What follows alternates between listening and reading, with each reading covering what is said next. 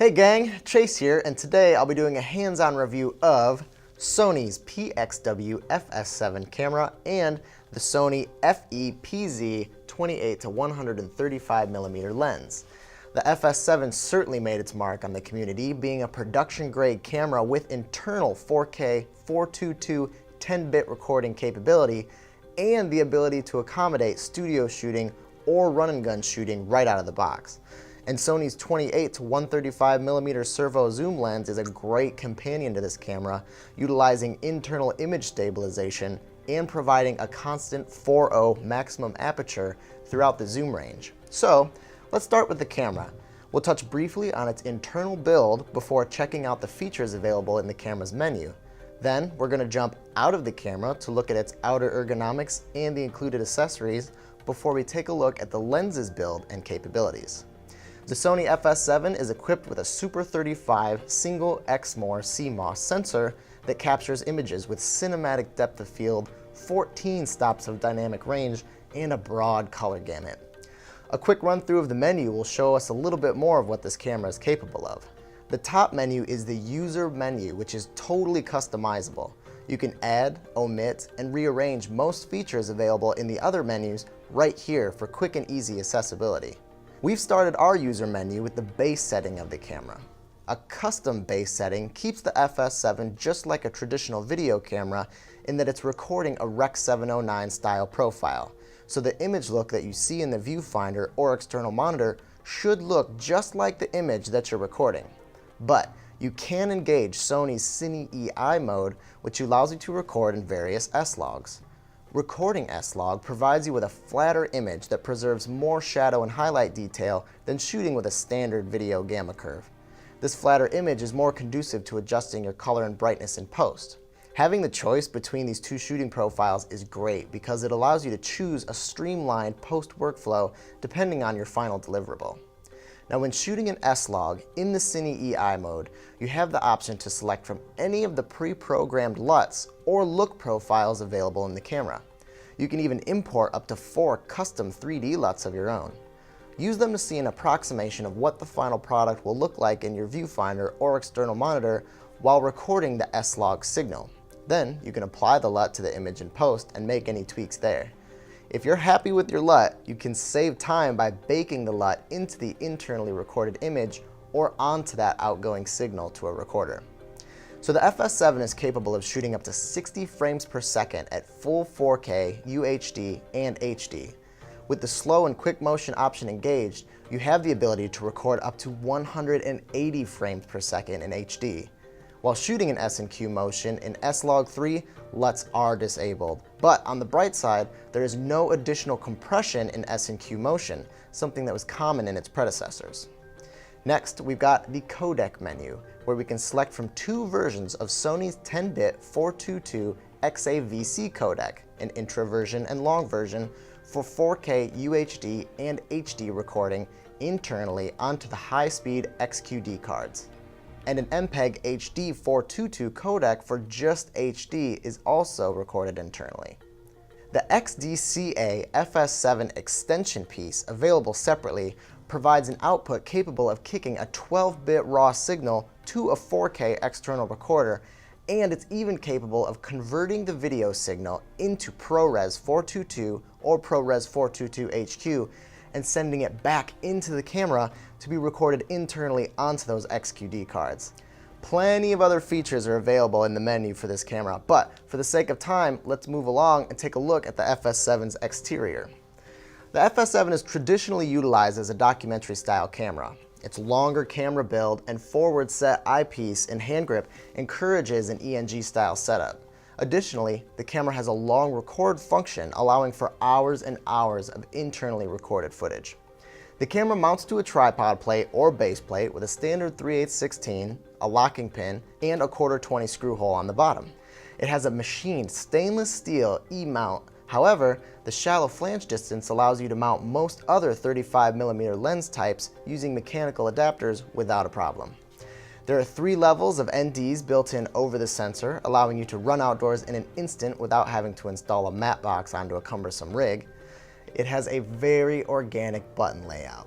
There are 3 assignable buttons and 1 assignable dial on the camera body, as well as 3 separate assignable buttons and 1 assignable dial on the included smart grip that you can program custom features to in the menu as well. Standard features like ISO and gain, autofocus, white balance, etc. are all right here on the side. We have the XQD card ports right here in the back.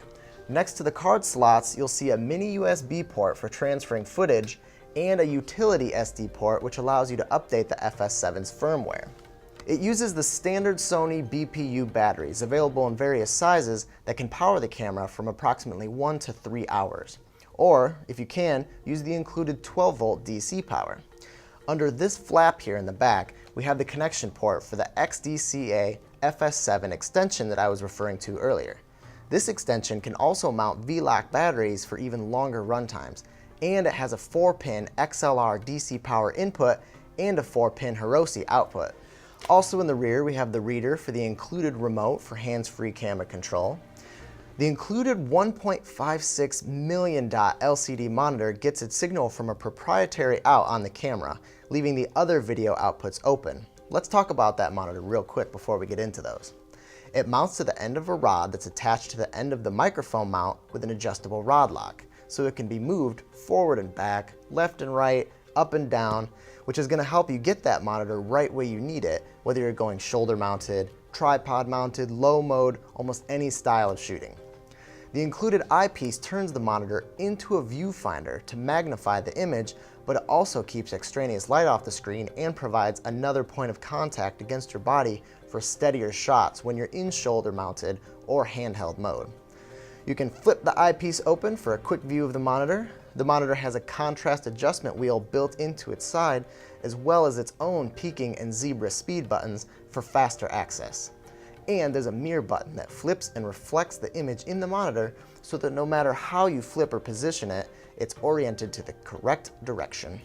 There are 2 3G SDI ports and an HDMI 2.0 out, all capable of kicking out that full 4K or HD to an external monitor or recorder. This remote port is where you plug in the included smart grip. When used in conjunction with the shoulder pad underneath the camera, you can hold the camera package in that more ENG style fashion while keeping camera control in your hands, great for run and gun shooting. Everything you see here comes out to about 4.5 kilograms or just under 10 pounds. The shoulder pad is adjustable back and forth, and the grip's adjustable arm attaches directly to the rosette found on the side of the camera. There are 2 XLR inputs that record 24-bit 48 kHz. The adjustment dials and switches are found on the opposite side, making recording sound without an audio engineer possible. The very sturdy top handle is a great place to mount the viewfinder and microphone off of. The top handle also features a zoom rocker and start-stop button, and it mounts to the top of the camera with 4 included screws, making it really easy to remove if you have to fit it into a tight case. And lastly, we have the WLAN port right here for you to plug in your included USB adapter to give your FS7 Wi-Fi capability, enabling wireless camera setting adjustment, file transfer, and image preview from a smart device.